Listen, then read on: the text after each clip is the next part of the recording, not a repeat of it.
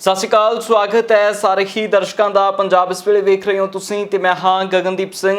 Bulletin की शुरुआत करांगे खास अते वड्डी खबर के नाल। पंजाब कांग्रेस दे विच वड्डा भुचाल है ते केंद्र बिंदु बने हुए ने नवजोत सिंह सिद्धू अते कैप्टन अमरिंदर सिंह। इन्हां दोहां दे धड़े वक्खो वक्खरे नज़र आ रहे ने। एक पासे नवजोत सिंह सिद्धू के हक दे विच बोलण वाले लोग ने, जां कह दईए कि कैप्टन अमरिंदर सिंह तो नाराज़ धड़ा है, तो उधर दूजे पासे कैप्टन अमरिंदर सिंह के हक दे विच बोलण वाले भी अलग खड़े ने। इस दौर दे विच बीते दिनी विधायकां मंत्रियों के समेत एक राज सभा मैंबर की मुलाकात हुई है। इन्हां मुलाकातां दे विच कई वड्डियां गल्लां दे उत्ते चर्चावां कीतियां ने। ते प्रगट सिंह की गल करिए तो प्रगट सिंह का रुख बीते दिन की प्रैस कॉन्फ्रेंस तो बाद काफ़ी तत्ता नज़र आया। प्रगट सिंह ने एक बार फिर तो गल दोहराई है कि जिस तरह डराउण दीयां कोशिशां हो रही ने एक कदी भी हजम नहीं होणगियां। ते प्रगट सिंह ने खास तौर के उत्ते कहा है कि असी गुटबाजी दे विच नहीं हाँ, पर जो कुछ एनर्जी नूं असी गलत पासे वरत रहे हैं उन्होंने सही पासे पंजाब के विकास के लिए वरत्या जाना चाहिए। नहीं देखो फोन वगैरह आते रहते हैं। देखो यार ਆਪਾਂ नॉर्मल ਸਰਕਮਸਟੈਂਸਸ 'ਚ ਗੱਲ ਕਰੀਏ, क्योंकि आ ਜਿਹੜੀ ਗੱਲ ਹੈਗੀ ਆ ਮੈਨੂੰ ਤਾਂ ਇਹ ਠੀਕ नहीं लगती। क्योंकि ਜਿਹੜੀ ਅਸੀਂ बेसिकली लड़ाई कोई नहीं हैगी। लड़ाई कांग्रेस की इंटरनल कोई किसी किस्म की तुसीं कहोगे जी दो फाड़ हो गई जी, इदां हो गई जी, इदां हो गई जी, ना किसी नूं लाउण दी लड़ाई हैगी आ। लड़ाई तो यह आ बेसिकली भी आपां जिहड़ियां चीज़ां करनियां चाहुंदे सी, जिधर नूं सानूं एनर्जी लाउणी चाहीदी सी पॉजिटिव, असीं ਉਹ ਲਾਉਣ ਦੀ ਬਜਾਏ ਅਸੀਂ ਨੈਗੇਟਿਵ ਪਾਸੇ ਨੂੰ ਲਾਉਣ ਲੱਗ ਪਏ। ਗਲਤ ਤੁਹਾਨੂੰ ਲੱਗਦਾ ਏਜੰਸੀਆਂ ਦੀ ਦੁਰਵਰਤੋਂ ਸ਼ੁਰੂ ਹੋ ਗਈ? ਤੁਹਾਨੂੰ ਲੱਗਦਾ ਏਜੰਸੀਆਂ ਦੀ ਦੁਰਵਰਤੋਂ ਪੰਜਾਬ ਦੇ ਵਿੱਚ ਸ਼ੁਰੂ ਹੋ ਗਈ? ਯਾਰ ਇਹ ਤਾਂ ਬੇਸਿਕਲੀ 1978 ਤੋਂ ਹੀ ਹੁੰਦੀ ਆਈ ਆ। ਮੈਂ ਤਾਂ ਕਹਿੰਦਾ ਕਿ ਪੋਲੀਟੀਕਲ ਬੰਦਿਆਂ ਨੂੰ ਅਕ੍ਰੋਸ ਦਾ ਪਾਰਟੀ ਲਾਈਨ ਜਿਹੜੀਆਂ ਇਹ ਅਥਾਰਟੀਜ਼ ਆ, ਇਹਨਾਂ ਦੀ ਜਿਹੜੀ ਅਥਾਰਟੀ ਆ ਉਹਨੂੰ ਕਿਤੇ ਨਾ ਕਿਤੇ ਕਮਜ਼ੋਰ ਨਹੀਂ ਕਰਨਾ ਚਾਹੀਦਾ। ਉਸ ਤਰ੍ਹਾਂ ਦਾ ਕੋਈ ਫੋਨ ਨਹੀਂ ਕੀਤਾ ਗਿਆ ਤੁਹਾਨੂੰ? ਸੰਦੀਪ ਸੰਧੂ ਨਾਲ ਉਹਨਾਂ ਦੀ ਗੱਲ ਹੋਈ ਆ, ਕਹਿੰਦੇ ਕੋਈ ਫੋਨ ਨਹੀਂ ਕੀਤਾ ਗਿਆ। ਚਲੋ ਮੈਂ ਦੇਖੋ ਗੱਲ ਇਹ ਆ ਵੀ ਜਿਹੜੀ ਮੈਂ ਗੱਲ ਕਹਿਣਾ ਮੈਂ ਅਦਰਵਾਈਜ਼ ਮੈਨੂੰ ਬਹੁਤ ਵਾਰੀ ਓਪਰਚੁਨਿਟੀ ਮਿਲਦੀ ਆ ਮੀਡੀਆ ਦੇ ਸਾਹਮਣੇ ਆਉਣ ਦੀ। ਮੈਂ 10 ਸਾਲ ਹਿੰਦੁਸਤਾਨ ਦਾ ਕਪਤਾਨ ਰਿਹਾ। ਮੈਨੂੰ ਇਸ ਚੀਜ਼ ਦੀ ਕਦੀ ਕੋਈ ਭੁੱਖ ਨਹੀਂ ਹੈ, ਨਾ ਮੈਂ ਕਦੀ ਇਦਾਂ ਦੀ ਗੱਲ ਹੋਸ਼ੀ ਕਰਦਾ ਹੈਗਾ। ਤੇ ਉਧਰ ਦੂਜੇ ਪਾਸੇ ਇਸੇ ਮੀਟਿੰਗ ਦੇ ਵਿੱਚੋਂ ਨਿਕਲੇ ਰਾਜ ਸਭਾ ਮੈਂਬਰ ਪ੍ਰਤਾਪ ਸਿੰਘ ਬਾਜਪਾ ਦੇ ਵੱਲੋਂ ਵੀ ਵੱਡਾ ਐਲਾਨ ਕੀਤਾ ਗਿਆ। ਪ੍ਰਤਾਪ ਸਿੰਘ ਬਾਜਪਾ ਦਾ ਕਹਿਣਾ ਹੈ ਕਿ ਜੇਕਰ ਵਿਜੀਲੈਂਸ ਦੀ ਦੁਰਵਰਤੋਂ ਹੋਈ ਤਾਂ ਪੰਜਾਬ ਕਾਂਗਰਸ ਦੇ ਵਿੱਚ ਵੱਡੇ ਬਲਾਸਟ ਹੋਣਗੇ ਸਿਆਸੀ ਤੌਰ ਦੇ ਉੱਤੇ, ਜੋ ਕਿ ਆਉਣ ਵਾਲੇ ਦਿਨਾਂ ਦੇ ਵਿੱਚ ਵੱਡਾ ਨੁਕਸਾਨ ਪੈਦਾ ਕਰ ਸਕਦੇ ਨੇ। ਇਸ ਕਰਕੇ ਵਿਜੀਲੈਂਸ ਦੀਆਂ कार्रवाइयां दे नाल किसी नूं डराउण दी कोशिश ना की जाए।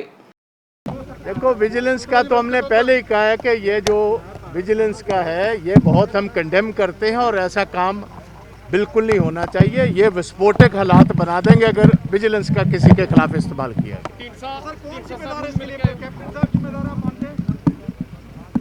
विजिलेंस नीचे किसके है? जिसके भी नीचे है, अगर अपने लोगों के घरों में या अपने लोगों की ये इन्वेस्टिगेशन करने की कोशिश करेंगे तो बड़ी विरोधता का सामना करना पड़ेगा। क्या खास अंदर कुछ नहीं कोई नहीं, ये तो एक हमारे सारे साथी हैं, हम सारे इकट्ठे होकर जो आज पंजाब में कांग्रेस की स्थिति है और गवर्नमेंट को क्या करना चाहिए उसी की चर्चा हो रही थी। कोई स्पेशल कोई ऐसी बात नहीं है। हाँ जी नहीं ਢੀਂਡਸਾ ਸਾਹਿਬ ਦਾ ਤਾਂ ਮੈਂ ਹਾਲ ਹੀ ਪੁੱਛਣ ਗਿਆ ਸੀ, ਆਪਣੇ ਪਰਸਨਲ ਦੋਸਤ ਨੇ, ਹੋਰ ਕੋਈ ਗੱਲ ਨਹੀਂ ਉਹਦੇ 'ਚ। ਮੇਰੇ ਫਾਦਰ ਦੇ ਕੁਲੀਗ ਰਹੇ ਨੇ। हाँ जी प्रगट सिंह ने भी प्रेस कॉन्फ्रेंस की है, उन्होंने कहा कि उन्हें धमकी मिल रही थी, तो उसके बारे में क्या कहेंगे? नहीं मैंने तो कल का कहा हुआ है कि मैं कंडेम करता हूँ।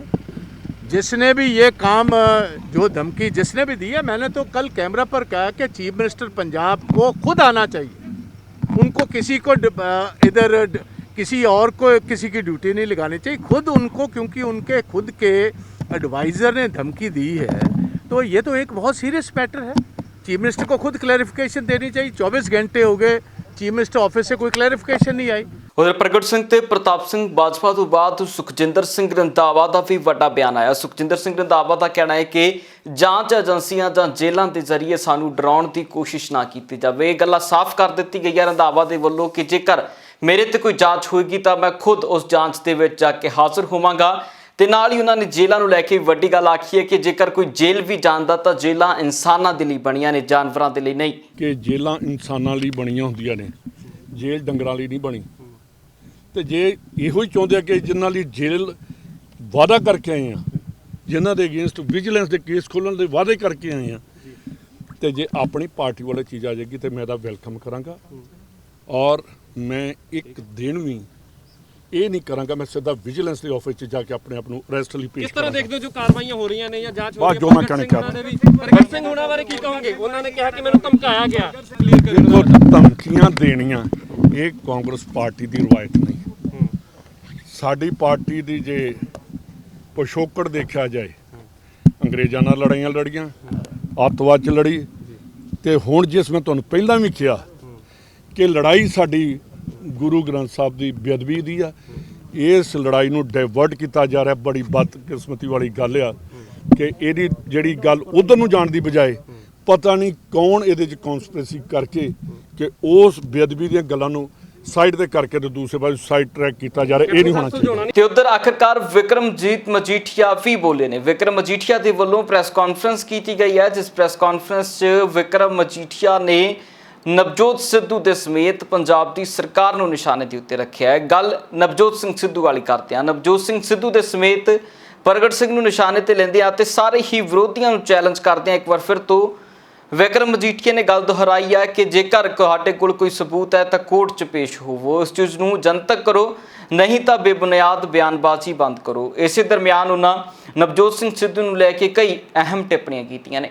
ਗੱਲ ਤਾਂ ਤੁਸੀਂ ਕੁਰਸੀ ਤੇ ਕਬਜ਼ਾ ਕਰਨਾ ਚਾਹੁੰਦੇ ਹੋ, ਹੋਰ ਕੋਈ ਕੰਮ ਤਾਂ ਮਿਲਦਾ ਨਹੀਂ। ਜੇ ਤੁਹਾਨੂੰ ਇੰਨਾ ਹੀ ਫਿਕਰ ਹੈ, ਦੇਖੋ ਗੁਰੂ ਸਾਹਿਬ ਦੀ ਬੇਅਦਬੀ ਹੋਈ, ਦੁਖਦਾਈ ਗੱਲ ਹੈ, ਸੱਚ ਸਾਹਮਣੇ ਆਵੇ, ਅਸੀਂ ਸਭ ਚਾਹੁੰਦੇ ਆ, ਮਗਰ ਉੱਤੇ ਕੱਲੀ ਰਾਜਨੀਤੀ ਸਿਆਸਤ ਅੱਜ ਠੋਕੋ ਤਾਲੀ ਦਾ ਕੰਮ ਬਣ ਗਿਆ। ਔਰ ਇਹਨਾਂ ਦੇ ਜਿੰਨੇ ਕੁ ਵੀ ਆ ਵਜ਼ੀਰ ਨੇ, ਇਹਨਾਂ ਦੀ ਤਾਂ ਜਿੰਨੀ ਘੱਟ ਗੱਲ ਕੀਤੀ ਜਾਵੇ ਉਹੀ ਗੱਲ ਹੈ। ਠੋਕੋ ਤਾਲੀ ਆਪ ਤੇ ਹੈ, ਚੀਕੂ ਸੀਤਾ ਫਲ ਆਪ ਤੇ ਕੰਮ ਤੇ ਲੱਗੇ ਆ। ਇਹਨਾਂ ਨੂੰ ਲੋਕਾਂ ਦੀ ਤਾਂ ਕੋਈ ਫਿਕਰ ਕੋਈ ਨਹੀਂ ਮੈਂ ਵੇਖ ਰਿਹਾ। ਹਾਲਾਤ ਵੇਖੋ ਤੁਸੀਂ, ਗਵਰਨਮੈਂਟ ਆਫ ਇੰਡੀਆ, ਭਾਵੇਂ ਗਵਰਨਮੈਂਟ ਆਫ ਇੰਡੀਆ ਇਹਦੇ 'ਚ ਬਰਾਬਰ ਦੀ ਜ਼ਿੰਮੇਵਾਰ ਹੈ। ਦੀਦੀ ਤੋਂ ਵੇਲ ਨਹੀਂ ਮਿਲਿਆ ਉਹਨਾਂ ਨੂੰ। ਅੱਜ ਅਸਲੀਅਤ ਕੀ ਹੈ ਕਿ ਜਿੰਨੇ ਵੈਂਟੀਲੇਟਰ ਦਿੱਲੀ ਤੋਂ ਆਏ ਸੀ, ਵਾਇਆ ਸੋ ਮਨੀ ਵੀ ਲਾਈਂਗ ਅਨਯੂਜ਼ਡ, ਇਹ ਕ੍ਰਿਮੀਨਲ ਨੈਗਲੀਜੈਂਸ ਹੈ। क्यों नहीं ऐसे, क्यों मतलब वाई आर वी, मतलब डे बाय डे डेथ्स वध रही ने, रिपोर्टिंग अंडर रिपोर्टिंग ਨੂੰ ਇਨਕਰੇਜ ਕੀਤਾ ਜਾ ਰਿਹਾ ਕਿ ਸੱਚਾਈ ਸਾਹਮਣੇ ਨਾ ਲਿਆਓ। ਪਿੰਡਾਂ 'ਚ ਟੈਸਟਿੰਗ ਨਹੀਂ ਹੋ ਰਹੀ, ਲੋਕ ਟੈਸਟ ਕਰਾਉਣ ਤੋਂ ਘਬਰਾਉਂਦੇ ਆ।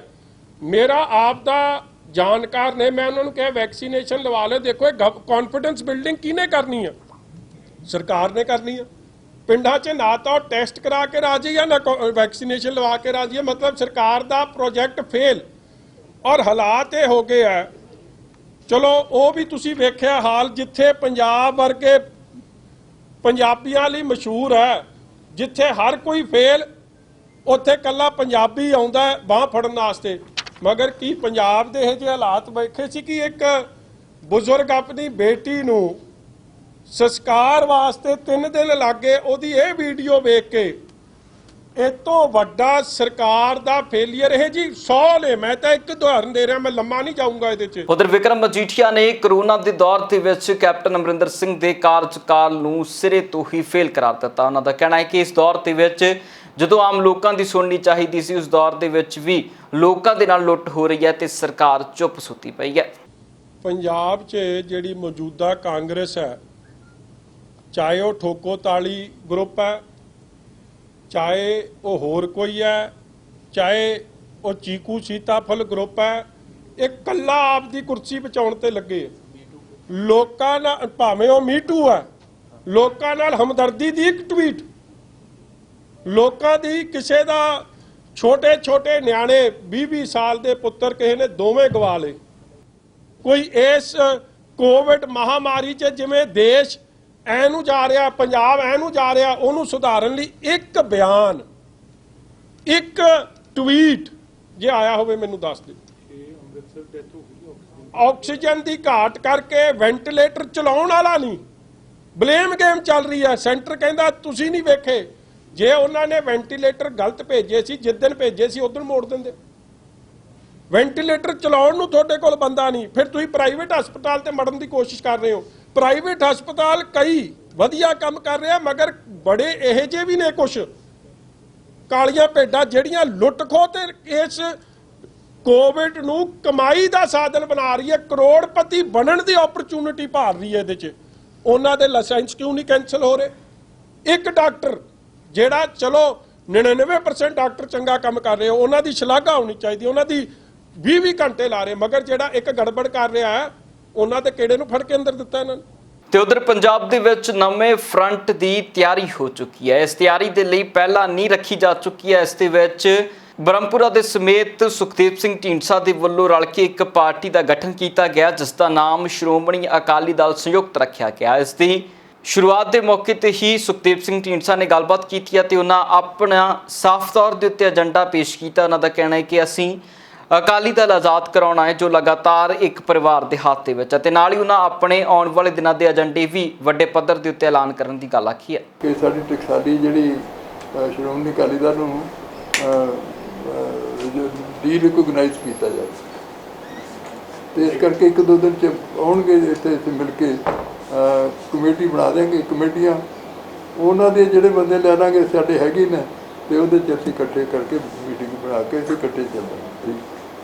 ਮੈਂ ਇਹਨਾਂ ਨੂੰ ਕਹਿਣਾ ਚਾਹੁੰਦਾ ਕਿ ਇਹ ਹੁਣ 2022 ਦੀਆਂ ਇਲੈਕਸ਼ਨਾਂ ਆਉਣ ਦਿਓ, ਲੋਕ ਇਹਨਾਂ ਤੋਂ ਹਿਸਾਬ ਵੀ ਮੰਗਣਗੇ ਤੇ ਲੋਕ ਇਹਨਾਂ ਨੂੰ ਨਕਾਰਨਗੇ ਵੀ, ਇਹ ਤੁਹਾਡੇ ਸਾਹਮਣੇ ਆਏਗਾ। ਸਰ ਉਹ ਤਾਂ ਸਬੂਤ ਵੀ ਮੰਗ ਰਹੇ ਨੇ ਕਿ ਜਿਹੜੇ ਸਬੂਤਾਂ ਦੀ ਗੱਲ ਕਰ ਰਹੇ ਸੀ, ਭਾਵੇਂ ਕੈਪਟਨ ਅਮਰਿੰਦਰ ਹੋਣ, ਸੁਨੀਲ ਜਾਖੜ ਹੋਣ, ਸੁਖਜਿੰਦਰ ਰੰਧਾਵਾ, ਨਵਜੋਤ ਸਿੰਘ ਸਿੱਧੂ ਹੋਣ, ਇਹ ਸਾਰੇ ਸਰ ਕਹਿ ਰਹੇ ਸੀ ਕਿ ਸਾਡੇ ਕੋਲ ਸਬੂਤ ਹੈਗੇ ਹੈ।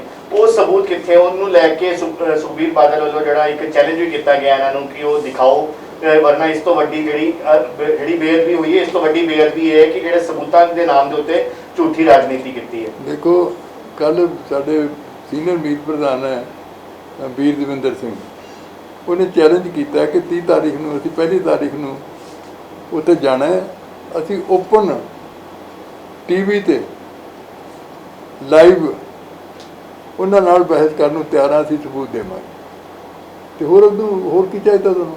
ਉਧਰ ਦਿੱਲੀ ਸਿੱਖ ਗੁਰਦੁਆਰਾ ਮੈਨੇਜਮੈਂਟ ਕਮੇਟੀ ਨੂੰ 2 ਕਰੋੜ ਰੁਪਇਆ ਫਿਲਮੀ ਅਦਾਕਾਰ ਅਮਿਤਾਭ ਬੱਚਨ ਦੇ ਆਉਣ ਦੇ ਮਾਮਲੇ ਦੇ ਵਿੱਚ ਲਗਾਤਾਰ ਸਿਆਸੀ ਅਤੇ ਧਾਰਮਿਕ ਟਿੱਪਣੀਆਂ ਸਾਹਮਣੇ ਆ ਰਹੀਆਂ ਨੇ। ਇਸ ਦੌਰ ਦੇ ਵਿੱਚ ਹੁਣ ਦਿੱਲੀ ਸਿੱਖ ਗੁਰਦੁਆਰਾ ਮੈਨੇਜਮੈਂਟ ਕਮੇਟੀ ਦੇ ਆਗੂ ਕਾਲਕਾ ਦਾ ਬਿਆਨ ਆਇਆ, ਜਿਨ੍ਹਾਂ ਦਾ ਕਹਿਣਾ ਹੈ ਕਿ ਅਸੀਂ ਕਿਸੇ ਦੇ ਵੀ ਦਿੱਤੇ ਹੋਏ ਦਾਨ ਨੂੰ ਰੋਕ ਨਹੀਂ ਸਕਦੇ, ਕਿਸੇ ਕਿਸਮ ਦੀ ਦਾਨ ਤੇ ਕਿੰਤੂ ਪਰੰਤੂ ਜਿਹੜੀ ਆ ਉਹ ਨਹੀਂ ਕੀਤੀ ਜਾ ਸਕਦੀ।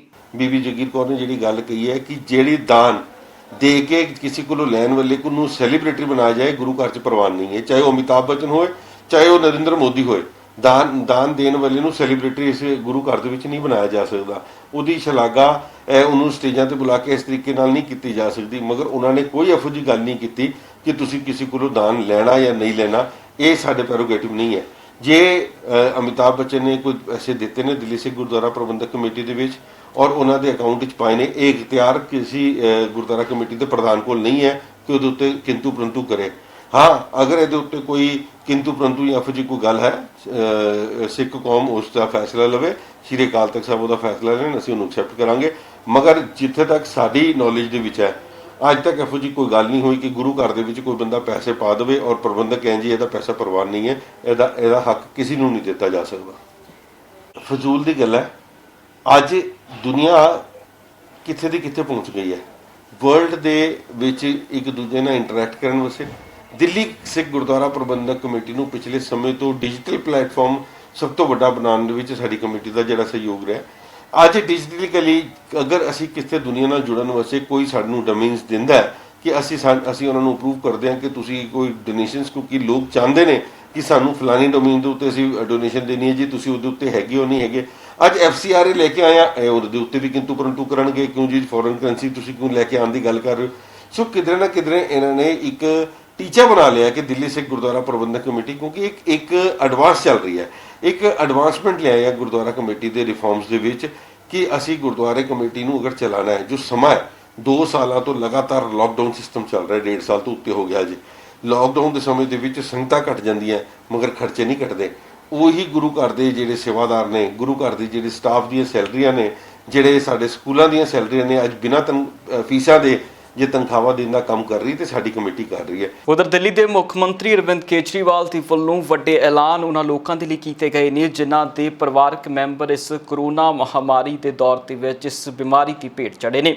ਇਸ ਕਰੋਨਾ ਕਾਲ ਦੇ ਦਰਮਿਆਨ ਇਸ ਜਹਾਨ ਤੋਂ ਜਾਣ ਵਾਲੀ ਪੀੜਤ ਪਰਿਵਾਰਾਂ ਦੇ ਲੋਕਾਂ ਨੂੰ ਹੁਣ ਵੱਡੀ ਸਹਾਇਤਾ ਦੇਣ ਦਾ ਐਲਾਨ ਅਰਵਿੰਦ ਕੇਜਰੀਵਾਲ ਨੇ ਕੀਤਾ। ਕੇਜਰੀਵਾਲ ਦਾ ਕਹਿਣਾ ਹੈ ਕਿ ਜਿਨ੍ਹਾਂ ਪਰਿਵਾਰਾਂ ਦਾ ਇਸ ਮੌਕੇ ਦੇ ਉੱਤੇ ਵੱਡਾ ਨੁਕਸਾਨ ਹੋਇਆ, ਪਰਿਵਾਰਕ ਜੀ ਇਸ ਦੁਨੀਆ ਤੋਂ ਗਏ ਨੇ, ਉਹਨਾਂ ਦੇ ਲਈ 50,000 ਦੇ ਕਰੀਬ ਦੀ ਸਹਾਇਤਾ ਰਾਸ਼ੀ ਦੇ ਨਾਲ ਜਿਨ੍ਹਾਂ ਦੇ ਕਮਾਊ ਜੀ ਭਾਵ ਕਿ ਕਮਾਉਣ ਵਾਲੇ ਇਨਸਾਨ ਘਰ ਦੇ ਵਿੱਚੋਂ ਚਲੇ ਗਏ ਨੇ, ਉਹਨਾਂ ਦੇ ਲਈ 2500 ਰੁਪਇਆ ਪੈਨਸ਼ਨ ਦੇ ਨਾਲ ਘਰ ਦੇ ਖਰਚੇ ਦੇ ਨਾਲ ਪੜ੍ਹਾਈ ਜਿਹੜੀ ਹੈ ਮੁਫਤ ਦਿੱਤੀ ਜਾਏਗੀ। ਇਹ ਵੱਡੇ ਐਲਾਨ ਕੀਤੇ ਨੇ ਦਿੱਲੀ ਦੇ ਮੁੱਖ ਮੰਤਰੀ ਨੇ।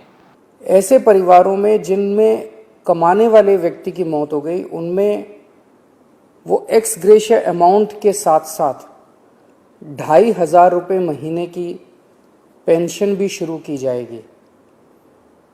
अगर पति की मौत हुई तो वो पेंशन पत्नी को मिलेगी, पत्नी की मौत हुई तो वो पेंशन पति को मिलेगी, अगर कोई व्यक्ति विवाहित नहीं था तो उसके माँ बाप को वो पेंशन मिलेगी। लेकिन 2,500 रुपये उस परिवार को हर महीने पेंशन दी जाएगी जहाँ जिनके परिवार में कमाने वाले व्यक्ति की मौत हुई है। ऐसे बच्चे जिनके दोनों माँ बाप की मौत हो गई, उन दोनों माँ बाप की चाहे कोरोना से मौत हुई या ऐसे भी परिवार हो सकते हैं जिसमें एक माँ बाप में से एक पहले से ही उसकी मौत हो चुकी थी और जो दूसरे थे उनकी अब कोरोना से मौत हो गई, मतलब दोनों में से एक की कम से कम कोरोना से मौत हुई और बच्चे अब अनाथ हो गए हैं। ऐसे में हर बच्चे को 2,500 रुपये महीना दिया जाएगा 25 साल की उम्र तक, और उन बच्चों की शिक्षा फ्री की जाएगी, उन बच्चों को मुफ्त शिक्षा दिलवाई जाएगी।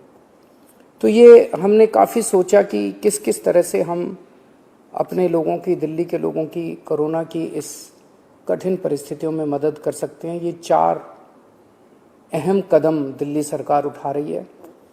अगले कुछ दिनों के अंदर इसको लागू कर दिया जाएगा, कैबिनेट से इसको पास करा दिया जाएगा। आप सोच रहे होंगे कि इतना पैसा कहाँ से आएगा, इतनी बड़ी बड़ी घोषणाएं जो आज की, इतना पैसा कहाँ से आएगा। 6 साल पहले आप लोगों ने एक ईमानदार सरकार बनाई थी। पिछले 6 साल में हम हर सरकारी काम में रिश्वतखोरी भी नहीं होने देते, उससे पैसा बचाते हैं, फिजूल खर्ची भी नहीं होने देते, उससे भी पैसा बचाते हैं। लेकिन पिछले 4-5 दिन के अंदर हम लोगों ने, मैंने, मेरे मंत्रियों ने, मेरे अफसरों ने बैठ के इस पे काफ़ी विचार मंथन किया और ये देखा कि कहाँ कहाँ से इस वक्त हमारे लोग मुसीबत में हैं। इस मुसीबत में अगर हम अपने लोगों के काम नहीं आएंगे तो फिर क्या फ़ायदा। उधर नवी सिक्ख्या नीति 2020 ਦੇ ਵਿਰੋਧ ਦੇ ਵਿੱਚ ਅਧਿਆਪਕ ਆਣ ਖੜੇ ਹੋਏ ਨੇ। ਅਧਿਆਪਕਾਂ ਦਾ ਕਹਿਣਾ ਹੈ ਕਿ ਡਰਾਇੰਗ ਅਤੇ ਹੋਰ ਕਈ ਵਿਸ਼ਿਆਂ ਦੇ ਅਧਿਆਪਕਾਂ ਦੇ ਸਾਮੀਆਂ ਨੂੰ ਖਤਮ ਕਰਨ ਦੇ ਲਈ ਅਜਿਹੀਆਂ ਪਾਲਿਸੀਆਂ ਤਿਆਰ ਹੁੰਦੀਆਂ ਨੇ ਤੇ ਇਸ ਮੌਕੇ ਦੇ ਉੱਤੇ ਉਹਨਾਂ ਵਿਰੋਧ ਜ਼ਾਹਰ ਕੀਤਾ ਕਿ ਅਜਿਹਾ ਨਹੀਂ ਹੋਣਾ ਚਾਹੀਦਾ, ਇਸ ਦੇ ਨਾਲ ਬੇਰੁਜ਼ਗਾਰੀ ਦੇ ਵਿੱਚ ਵਾਧਾ ਹੋਏਗਾ। ਅੱਜ ਦਾ ਜੋ ਸਾਂਝੇ ਅਧਿਆਪਕ ਮੋਰਚੇ ਦਾ ਪ੍ਰੋਗਰਾਮ ਹੈ ਜੀ, ਸਮੁੱਚੇ ਪੰਜਾਬ ਦੇ ਵਿੱਚ 2 ਮੁੱਦਿਆਂ ਨੂੰ ਲੈ ਕੇ ਫੌਰੀ ਤੌਰ ਦੇ ਉੱਤੇ ਕਿ ਜੋ ਪ੍ਰਾਇਮਰੀ ਦੇ ਅਧਿਆਪਕ ਨੇਗੇ, ਉਹਨਾਂ ਦੇ ਪ੍ਰਾਇਮਰੀ ਦੇ ਜਿਹੜੇ ਬੱਚੇ ਪ੍ਰਾਇਮਰੀ ਸਕੂਲਾਂ ਦੇ ਵਿੱਚ ਦਾਖਲ ਹੋਣੇ ਸੀ, ਉਹਦੇ ਉੱਤੇ ਇੱਕ ਫੈਸਲਾ ਪੰਜਾਬ ਸਰਕਾਰ ਨੇ ਕੀਤਾ ਕਿ ਉਹ ਵਿਦਿਆਰਥੀਆਂ ਨੂੰ ਸੈਕੰਡਰੀ ਸਕੂਲਾਂ ਦੇ ਵਿੱਚ ਵੀ ਦਾਖਲ ਕੀਤਾ ਜਾ ਸਕਦਾ ਹੈ, ਕਿਉਂਕਿ ਇਹਦੇ ਨਾਲ ਪ੍ਰਾਇਮਰੀ ਅਧਿਆਪਕਾਂ ਦੀਆਂ ਪ੍ਰਮੋਸ਼ਨਾਂ, ਉਹਨਾਂ ਦੀਆਂ ਪੋਸਟਾਂ, ਉਹਨਾਂ ਦਾ ਜਿਹੜਾ ਕਾਡਰ ਹੈ, ਉਹਨਾਂ ਦਾ ਡਾਇਰੈਕਟੋਰੇਟ ਜਿਹੜਾ ਕਿ ਸਾਡੇ ਪੂਰਵਜਾਂ ਦੇ, ਸਾਡੇ ਵੱਡੇ ਵਡੇਰਿਆਂ ਨੇ ਲੜ ਕੇ ਬਣਵਾਏ ਸੀ, ਉਹਨਾਂ ਵਾਸਤੇ ਸਹੂਲਤਾਂ ਲਈਆਂ ਸੀ, ਉਹਨੂੰ ਖਤਮ ਕਰਨ ਦੇ ਰਾਹ ਤੁਰੀ ਹੈ ਸਰਕਾਰ। ਦੂਸਰਾ ਮੁੱਦਾ ਇਹ ਹੈ ਕਿ ਪੰਜਾਬ ਦੇ ਸਮੁੱਚੇ ਮਿਡਲ ਸਕੂਲਾਂ ਦੇ ਵਿੱਚੋਂ 228 ਪੀਟੀਆਈ ਦੀਆਂ ਪੋਸਟਾਂ ਚੱਕ ਕੇ ਬਲਾਕਾਂ ਦੇ ਵਿੱਚ ਦਿੱਤੀਆਂ ਗਈਆਂ, ਜਿਹੜੀਆਂ ਕਿ ਨਾ ਤਾਂ ਉਹਨਾਂ ਨੇ ਸਕੂਲਾਂ ਦੇ ਤੋਂ ਚੱਕ ਲੀਆਂ, ਇੱਕ ਬਲਾਕ ਦੇ ਵਿੱਚ ਉਹ ਪੋਸਟ ਨਾ ਕਾਫੀ ਹੈ। ਅਸੀਂ ਮੰਗ ਕਰਦੇ ਹਾਂ ਕਿ ਸਮੁੱਚੇ ਪੰਜਾਬ ਦੇ ਪ੍ਰਾਇਮਰੀ ਸਕੂਲਾਂ ਦੇ ਵਿੱਚ ਖੇਡੋ ਪੰਜਾਬ ਤੇ ਖੇਡੋ ਇੰਡੀਆ ਦੇ ਤਹਿਤ ਉਹ ਪੋਸਟਾਂ ਦਿੱਤੀਆਂ ਜਾਣ ਤੇ ਦੂਸਰੇ ਪਾਸੇ ਮਿਡਲ ਸਕੂਲਾਂ ਦੇ ਵਿੱਚੋਂ ਦੋਨੇ ਪੋਸਟਾਂ C&V ਦੀਆਂ ਔਰ ਉਹਨਾਂ ਨੂੰ ਖਤਮ ਕਰਨ ਦੇ, ਮਿਡਲ ਸਕੂਲਾਂ ਨੂੰ ਬੰਦ ਕਰਨ ਦੇ ਰਾਹ ਤੁਰੀ ਹੈ ਸਰਕਾਰ। ਇਹ ਦੇ ਵਿਰੋਧ ਦੇ ਵਿੱਚ ਅਤੇ ਅਧਿਆਪਕਾਂ ਦੀਆਂ ਹੋਰ ਮੰਗਾਂ ਨੂੰ ਲੈ ਕੇ ਅੱਜ ਪੰਜਾਬ ਦੀਆਂ ਸਮੁੱਚੇ ਬਲਾਕਾਂ ਦੇ ਅਤੇ ਤਹਿਸੀਲ ਪੱਧਰੀ ਜਿਹੜੇ ਧਰਨੇ ਦਿੱਤੇ ਗਏ ਨੇ, ਉਹਦੇ ਕੜੀ ਦੇ ਤਹਿਤ ਅੱਜ ਇੱਥੇ ਪੁਤਲਾ ਫੂਕ ਜਿਹੜਾ ਹੈਗਾ ਪਟਿਆਲੇ ਤਹਿਸੀਲ ਵੱਲੋਂ ਕੀਤਾ ਗਿਆ। ਉਧਰ ਖੇਤੀਬਾੜੀ ਯੂਨੀਵਰਸਿਟੀ ਲੁਧਿਆਣਾ ਦੇ ਮੌਸਮ ਵਿਭਾਗ ਦੇ ਵੱਲੋਂ ਚੇਤਾਵਨੀ ਦਿੱਤੀ ਗਈ ਹੈ ਕਿ ਆਉਣ ਵਾਲੇ ਦਿਨਾਂ ਦੇ ਵਿੱਚ ਪੰਜਾਬ ਦਾ ਮੌਸਮ ਇੱਕ ਵਾਰ ਫਿਰ ਤੋਂ ਕਰਵਟ ਲਏਗਾ। ਪੰਜਾਬ ਦੇ ਵਿੱਚ ਤੇਜ਼ ਹਨੇਰੀ ਦੇ ਨਾਲ ਹਲਕਾ ਮੀਂਹ ਪੈ ਸਕਦਾ ਹੈ ਤੇ ਨਾਲ ਹੀ ਕਈ ਇਲਾਕਿਆਂ ਦੇ ਵਿੱਚ ਮੀਂਹ ਵੀ ਤੇਜ਼ ਹੋ ਸਕਦਾ ਹੈ। ਇਸ ਨੂੰ ਲੈ ਕੇ ਚੇਤਾਵਨੀ ਦਿੱਤੀ ਹੈ ਮੌਸਮ ਵਿਭਾਗ ਨੇ ਕਿ ਆਉਣ ਵਾਲੇ ਦਿਨਾਂ ਦੇ ਵਿੱਚ ਜਿਹੜਾ ਮੌਸਮ ਠੰਡਾ ਹੋਏਗਾ ਤੇ ਗਰਮੀ ਤੋਂ ਵੀ ਰਾਹਤ ਮਿਲੇਗੀ। ਪਰ ਮੀਂਹ ਹਨੇਰੀ ਦੇ ਚੱਲਦਿਆਂ ਤੁਸੀਂ ਆਪਣੇ ਆਪ ਨੂੰ ਸੰਭਾਲ ਕੇ ਰੱਖ ਸਕਦੇ ਹੋ। ਜਿਹੜੀ ਸਾਨੂੰ ਫੋਰਕਾਸਟ ਆਈ ਹੈਗੀ ਹੈ ਇੰਡੀਆ ਮੈਟਰੋਲੋਜੀਕਲ ਡਿਪਾਰਟਮੈਂਟ ਤੋਂ, ਉਹਦੇ ਅਕੋਰਡਿੰਗਲੀ ਜਿਹੜਾ ਅਰੇਬੀਅਨ ਸੀ ਦੇ ਵਿੱਚ ਸਾਈਕਲੋਨਿਕ ਸਟ੍ਰੋਮ ਹੈ ਤਾਉਤੇ ਜਿਹੜਾ ਚੱਲ ਰਿਹਾ ਇਸ ਵੇਲੇ, ਇਹ ਗੁਜਰਾਤ ਕੋਸਟ ਨੂੰ ਹਿੱਟ ਕਰਦਾ ਹੋਇਆ ਗੁਜਰਾਤ ਰਾਜਸਥਾਨ ਕ੍ਰਾਸ ਕਰਦਾ ਹੋਇਆ 19-20 ਮਈ ਤੱਕ ਹਰਿਆਣਾ ਪੰਜਾਬ ਦੇ ਇਲਾਕਿਆਂ ਦੇ ਵਿੱਚ ਪਹੁੰਚੇਗਾ।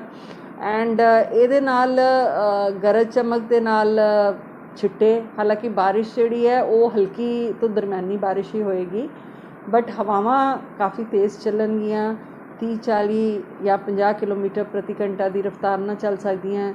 ਨਾਲ ਦੇ ਨਾਲ ਗਰਜ ਚਮਕ ਦੇ ਨਾਲ ਛਿੱਟੇ ਪੈਣ ਦੀ ਅਸਾਰ ਹੈਗੇ ਹੈ। ਐਂਡ ਇਹ ਸਿਸਟਮ 19-20 ਮਈ ਤੱਕ ਪੰਜਾਬ ਦੇ ਵਿੱਚ ਐਕਟਿਵ ਰਹੇਗਾ ਐਂਡ ਉਹਦੇ ਬਾਅਦ ਇਹ ਫਰਦਰ ਅੱਗੇ ਨੂੰ ਮੂਵ ਕਰ ਜਾਏਗਾ।